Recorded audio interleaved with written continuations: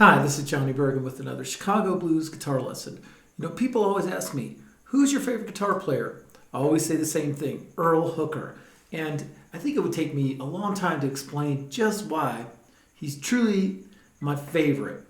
There's this elegance to it. There's this deep delta thing with the connection to Robert Nighthawk. And there's kind of a joy in his playing. And there's always an element of surprise. There's always something he changes on you.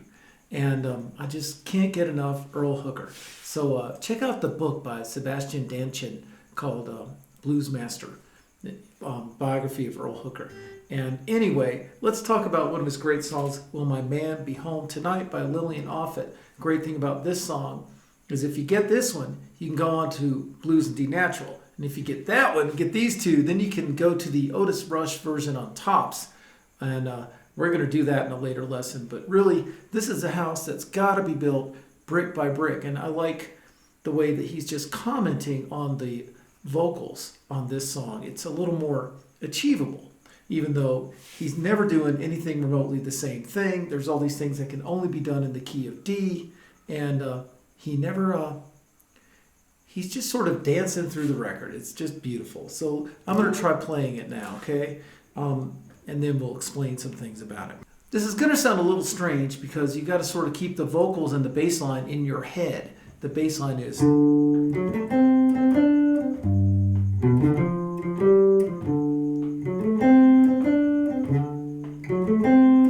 then the vocal is, I wonder why my man won't treat me right. Then he goes, he answers it. So without that, you're just going to hear these comments, my foot tapping. But let's try it anyway.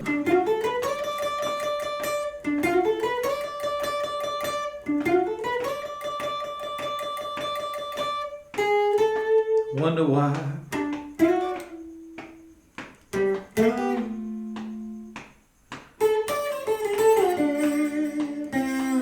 Wonder why.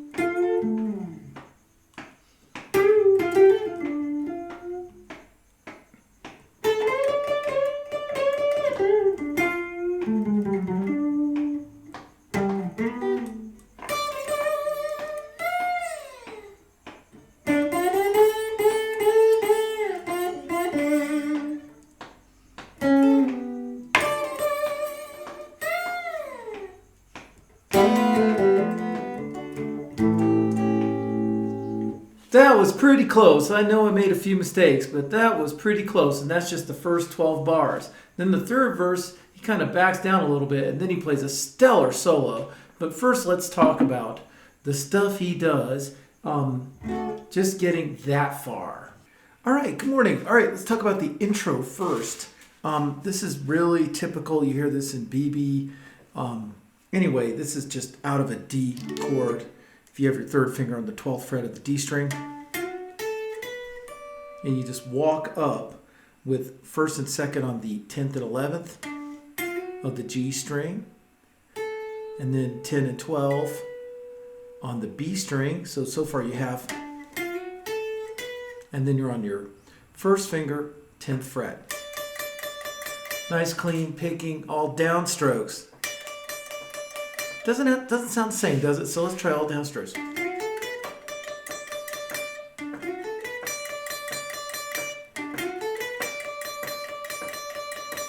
And then 11 and 12 on the B string. It's kind of like saying, okay, kids, it's story time. That's what these little intros say to me. So that's the intro. I'm going to just go over the bass line in case you don't know it. To me, it's easiest to start out with your second finger on the root, 5th fret, A string. Then your first finger's set up, ready to go, 4th fret, D string. And then your pinky. So what you did so far was this. And then 4th fret, 7th. So this is the first, interval, the third, the fifth. And then you got to move your hand a hair for your first finger. This is the blues fingering. If you went to Berkeley Guitar School, it'd probably finger it differently. You'd finger it like that, and that's fine. Use your second finger and pinky on the fifth and seventh, or you could finger it the way I usually do it, which is use your first finger and then third finger on the fifth and seventh of the G string. Does that all make sense? Here's what I did. Then you got to just sort of jump and go back where you were. Although this time we're going to do a quick change. That's the same pattern with your root on the G, the 4 of 3rd fret low E string. So far, here's what we had. I hope you caught all that. Or alternatively, I like this more because you can give a little expression with these fingers more easily than these fingers. Does that make sense? So,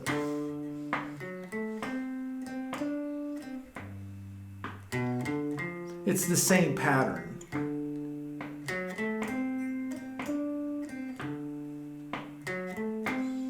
Wonder why.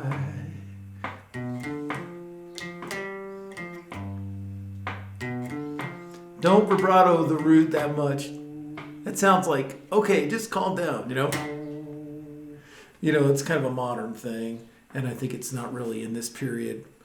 Just okay, I'm off my soapbox now.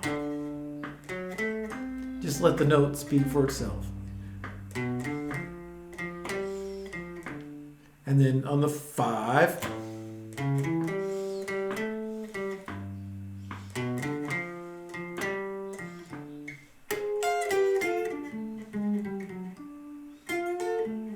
anyway, getting ahead of myself. So let's talk about some of the things that happen. He goes doom. There's 2 places to play that. This is it's out of, everything's out of a chord. It's not really out of a scale so much. This is 11th and 10th fret, G and E strings. You see how that's part of an E, part of a D chord? Hope that's loud enough. Yeah. You can sort of start from behind it, a couple frets behind it. I started with my G string and then I went up to the E string. Now, if you did that in G, you'd go down here, right inside of your G bar chord, right? He might even he hits this note first, at least the first time. And then sometimes he might say, oh, I can also do it this way. That's pretty. And we all know what that is. It's just top part of your G bar chord. Because you're not just going to strum it. I wonder why. You know, he has more elegance than that. He plays parts of the chord. And then he jumps in with the slide. Now, it might be nice to use a way smaller slide than this and a smaller and lighter one to get more precise. And the slide stuff is out of this shape, mostly going down to this shape. So what that is, just think of shapes. I mean, some people call it cage or whatever. You call it what you want.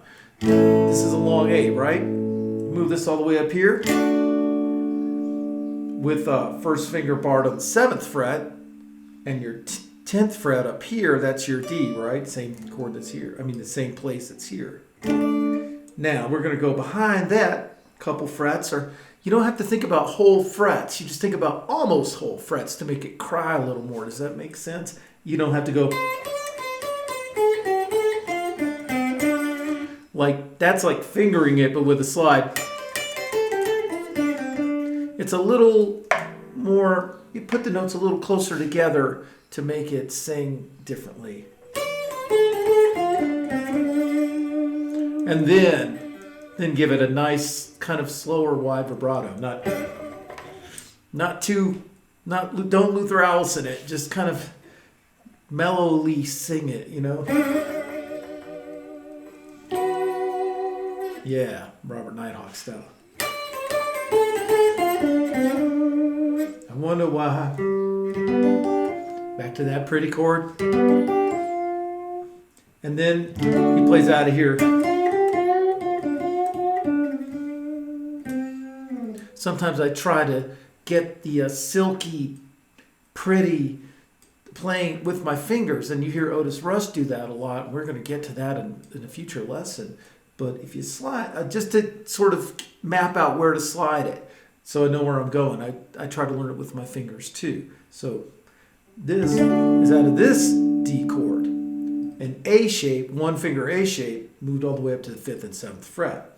So let's try your slide on the 7th fret of the G string. Try to just have a light touch, and then he jumps to the 6th and 8th fret B string. And notice I didn't quite go. I kind of got in between. Oh, can you see it? I'm not exactly on top of the fret. I'm a little ahead of it. Let's see what it means.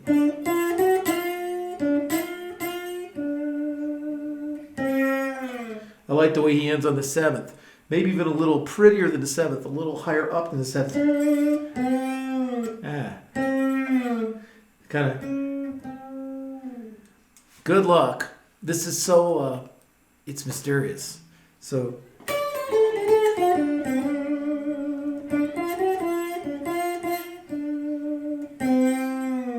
Almost like right on top of the fret, and even a tight, slightly hair up from the fret. To make rather than There's ways to do. That's his way of like exiting. It's like the old Muddy Waters saying, "Get in, get some, and get out." He's doing that even just in his phrases. Then he gets out, and then he's on the 5. Same concept, right? And then let's see. He sort of jumps ahead a little bit. He doesn't just like say, "Here's my pattern and here's where I play." You can sort of break the pattern a little bit. And you're expecting this, but he goes, which is great. This is just right behind your D up here. You could try playing it standard. 10 and 8. You're giving it little tugs here.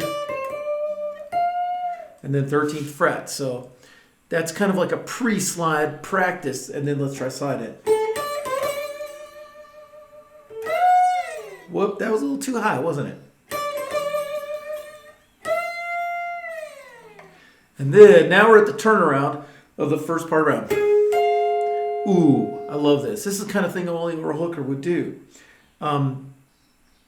It's almost an advantage to have this limitation of only 3 fingers. Because, this is kind of the typical. That's kind of what he played, but since he only had 3 fingers and since he Earl Hookerized it, he kind of played it a little more bittersweet. Like, let's try a bar on the 13th fret of the 13th fret of the G and E strings. Yeah, and give it a little tug, just a little tug. See how I'm pushing it up towards my head a little bit? Because this is a little flat.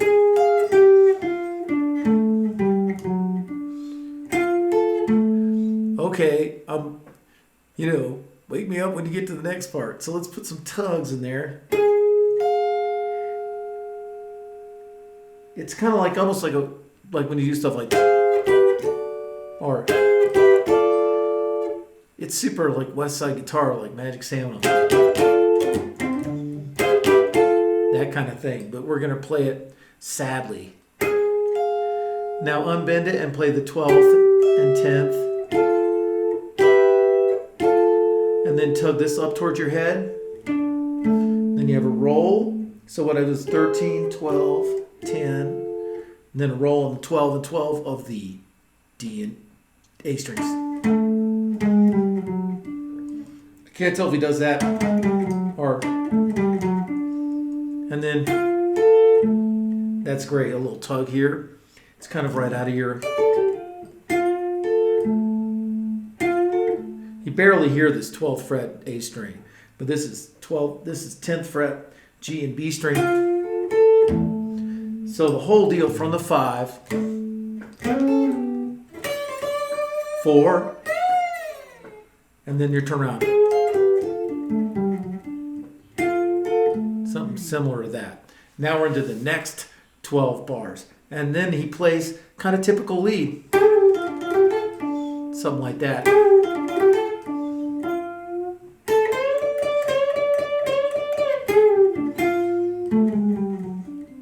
Something like that. Real, just effortless. So this is out of your D position. That. So what he does is 13th fret. What am I saying? 14th fret, G string. See if you can catch that. Let's try a different pickup.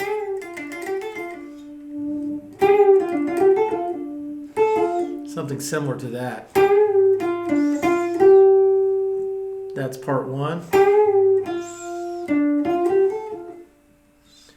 And he plays pretty quiet, right? And then he answers that with, you got to use your third finger on the 13th fret. Get your second finger behind it, and let's try. He's trying to play slide without the. It's like he's imitating himself. He's almost like playing ping pong with himself.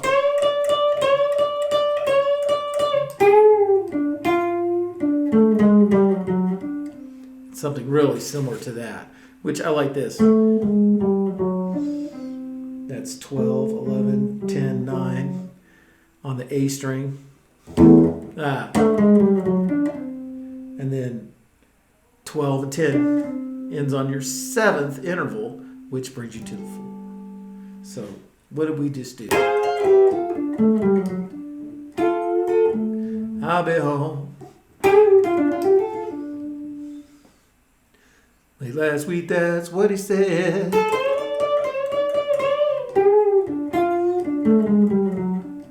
That was a little discombobulated, but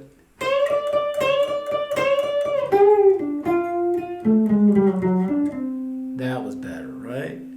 I'll be home. Da-da-da-da. Da-da-da. All right, and then he's got this cool way of playing something that he did on the 4. It's just really cool.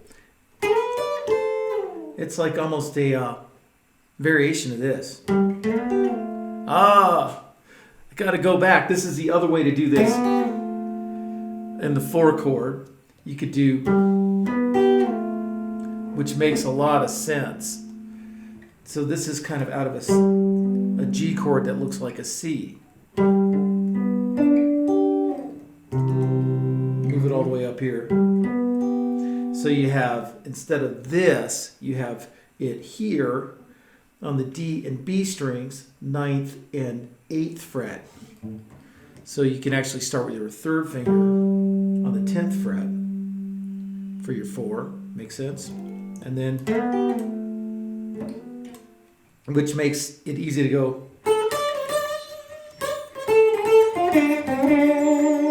And remember, that's all out of this.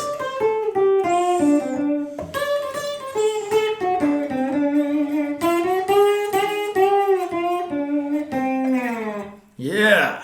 So anyway, we're just about to the end of the second go round, and that's cool. It's like almost a Chuck Berry thing. 12 and 10. You don't get how the rent gets paid. And then we have this. Now I did a lesson in D a while back, and I showed this lick, but I didn't explain it very well. Hopefully I'm getting a little better at that, and let me know how it's going. So this is the kind of thing, another shift, another change. He's been here, imitating himself on slide. He's been sliding out of here. And now he's like, oh, well, I can also do it this way. Ooh, I love that. So this is right when we're getting into the turnaround. Do do do do do do do do do do. So he goes.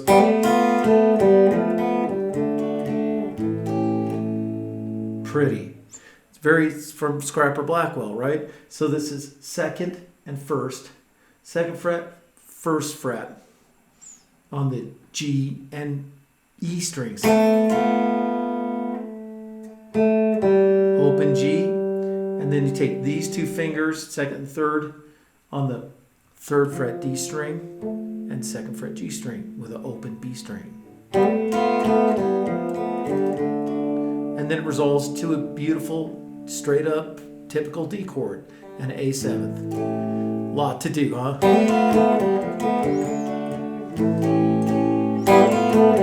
Ah! You can do a little tug here. There's a lot of ways to play that. Yeah. So we didn't even get to the solo.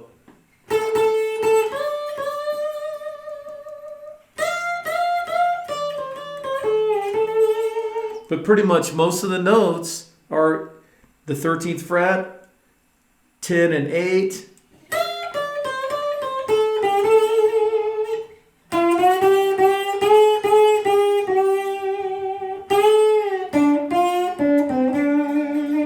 You can get it all from right there. It's a great solo. I'm going to have to come back and do just the solo because we're starting, this is going to be an hour-long lesson if I'm not careful. But it's really interesting, just the first 24 bars of this. I mean, if you can get that, you can really see a lot about like what makes Earl Hooker tick. So I know he's been gone a long time. Unbelievably, he only lived to be 40 years old. And wow. I mean, so much elegance at such a young age.